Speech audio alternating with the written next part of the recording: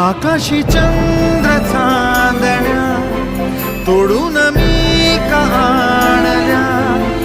मनाचा पाळणा करू बांधून घे जरा झुला,